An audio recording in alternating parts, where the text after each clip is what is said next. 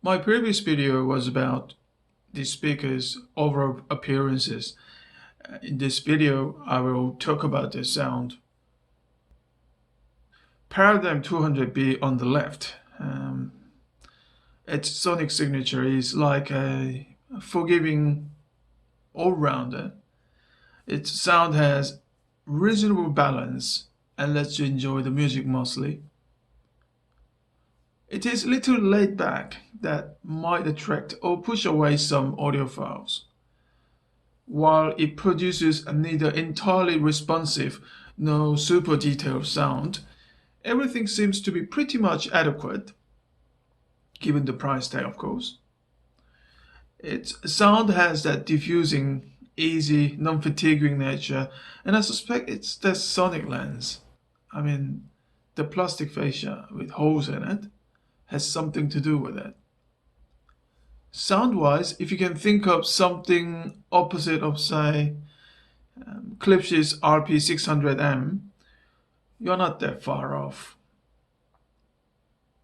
The downside of diffusing nature of 200B, however, is its hazy and unclear, somewhat unexciting sound, especially in the high frequency area. It makes you feel as if there is some kind of veil between the speaker and the listener. This could be fatal to some audiophiles.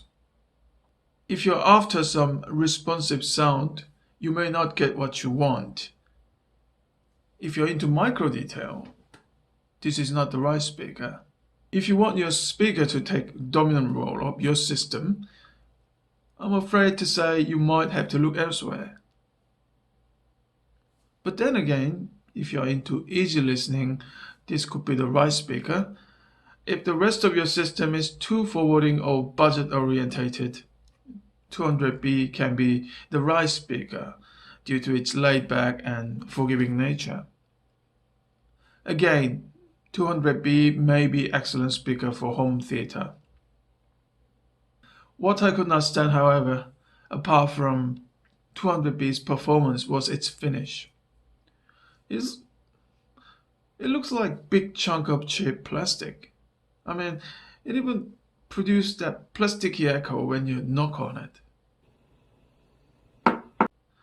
If 200B was a speaker costing less than, say, $500 a pair, I would say this may not be an issue. But this thing costs like $1,000.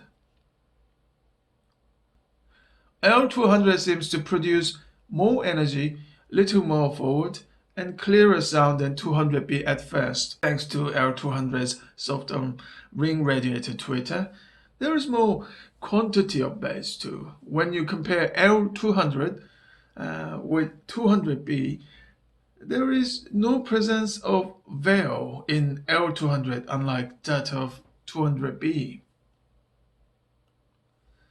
With its superior build and more immediate impression, L200 seems to justify its higher price tag than Paradigm's 200B. What L200 lacks, however, is the overall balance. While there are ample amounts of bass, they are not that well controlled and intervene forwards with tonal balance and the sound stage. In other words, L200's bass doesn't fade quickly enough after attack, causing imprecise overall sound and rather two-dimensional sound stage. Perhaps it is unfair to make such verdict since I have not spent enough time with L200 and there may be a room for improvement over time with L200. Klipsch's RP600M, for instance, transforms into a different speaker after break-in. I guess enough has been said on these speakers. I must admit these speakers are not the most impressive speakers that I've met. I have listened to many speakers and only a few managed to take my real attention. I'm pretty sure many audiophiles with long history of audition would agree with such claim. But don't just take my words for it. I mean, everyone's preferences are different. Some audiophiles, for instance, may find 200B's plastic finish interesting enough and don't mind the veil and finding it comforting. Some audiophiles may find real gem in L200 after reasonable break-in.